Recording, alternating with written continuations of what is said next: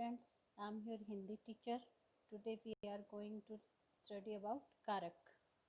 कारक क्या होता है? संज्ञा या सर्वनाम का क्रिया और वाक्य के दूसरे शब्दों के साथ में संबंध जोड़ने वाले जो चिन्ह होते हैं उन्हें ही हम कारक कहते हैं और इन चिन्हों को कारक की विभक्ति या परसर्ग भी कहा जाता है। तो बच्चों, कारक वो शब्द होते हैं जो संज्ञा या सर्वनाम का वो स्वरूप है जो अन्य शब्दों के साथ उनका संबंध स्थापित करते हैं, उन्हें ही हम कारक के नाम से जानते हैं। कारक जो होते हैं वो संख्या में 8 होते हैं। कर्ता कारक, कर्म कारक, करण कारक, संप्रदान कारक, आपादान कारक, संबंध कारक, अधिकरण कारक और संबोधन कारक। तो जैसा कि हमने पढ़ा है ऊपर कि कारक जो होते हैं इनके अपने अलग अलग चिन्ह होते हैं। कर्ता कारक का चिन्ह ने होता है, कर्म का को, करण से, द्वारा यानी साधन, और संप्रदान के लिए, आपादान कारक से अलग होने का भाव होता है इसके अंदर। संबंध कारक का, की, के यानी कि जो संबंध स्थापित करते हैं। अधिकरण कारक में, पर अधिकार जताना। संबोधन हे, अरे, ओ यानी कि हम किसी को जो संबोधन करके बुलाते हैं। तो बच्चों, आपने जाना कारक के 8 भेद होते हैं: कर्ता, कर्म, करण, संप्रदान, आपादान, संबंध, अधिकरण और संबोधन। सबसे पहले हम कर्ता कारक के बारे में पढ़ रहे हैं जिसका विभक्ति चिन्ह जो होता है वो ने होता है। कर्ता कारक जो होता है इससे क्रिया करने वाले का बोध होता है, यानी क्रिया को करने वाला कौन है। यहाँ पर जैसे कि उदाहरण दिया गया है, वैभव ने गीत गाया। ठीक है, इसका विभक्ति चिन्ह क्या है? ने है। कौन गा रहा है गीत? वैभव, यानी कर्ता कारक है ये। इसी तरह से अगला है कर्म कारक जिसका विभक्ति चिन्ह है को। कर्म जो है इससे क्रिया का फल भोगने वाले का बोध होता है, यानी उस क्रिया का प्रभाव जो है वो किस पे पड़ रहा है।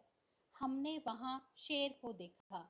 देखा यहाँ पर क्रिया है, हमने क्या है? संज्ञा या सर्वनाम है, और को देखा, को क्या है? विभक्ति चिन्ह है। किसको देखा? शेर को देखा। कर्म कौन है यहाँ पे? शेर। उसके बाद है करण कारक। करण कारक का विभक्ति चिन्ह होता है से, यानी द्वारा, किसी साधन के द्वारा। इससे क्रिया के होने में सहायक साधन का बोध होता है कि क्रिया के कौन सा साधन है उसको सहायक क्रिया के अंदर। वे कार से मुंबई जाएंगे, यानी मुंबई जाएंगे, लेकिन उसका साधन क्या है? कार से। तो से क्या है? इसका करण कारक का चिन्ह है, यानी कि जहां पर से आ गया तो वो कौन सा कारक है? करण कारक। उसके बाद है संप्रदान कारक। संप्रदान कारक का विभक्ति चिन्ह होता है के लिए। इससे क्रिया के उद्देश्य या प्रयोजन का बोध होता है। वह व्यापार के लिए विदेश गया। क्यों गया वो विदेश? व्यापार के लिए, यानी संप्रदान कारक है ये। आपको इसकी पहचान हो जाएगी कि संप्रदान कारक है। आपको ये टेबल याद करना पड़ेगा कि कौन से कारक का चिन्ह जो है वो क्या है। उसके बाद आते हैं आपादान कारक के ऊपर। आपादान कारक जो होता है इससे क्रिया के स्थान परिवर्तन का बोध होता है। जैसे वृक्ष से पत्ते गिर रहे हैं, यानी किसी चीज का किसी से अलग होने का भाव जो है वो हमें महसूस होता है। वृक्ष से पत्ते अलग होकर के गिर रहे हैं।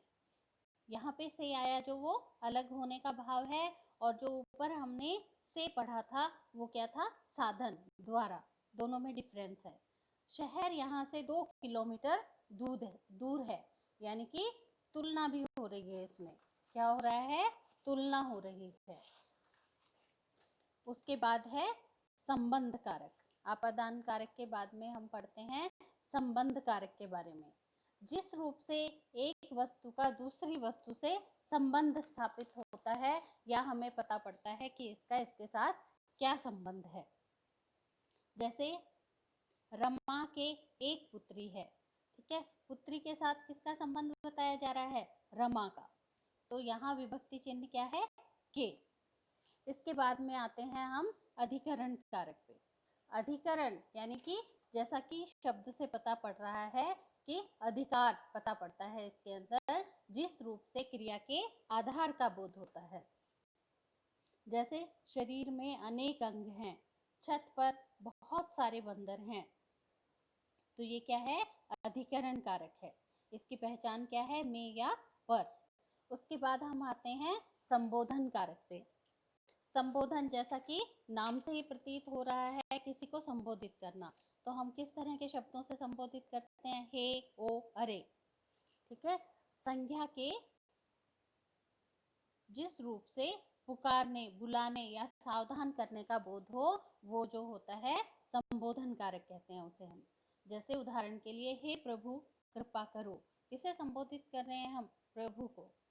लड़के जरा इधर आओ, यहाँ किसको संबोधित किया जा रहा है? लड़के को संबोधित किया जा रहा है।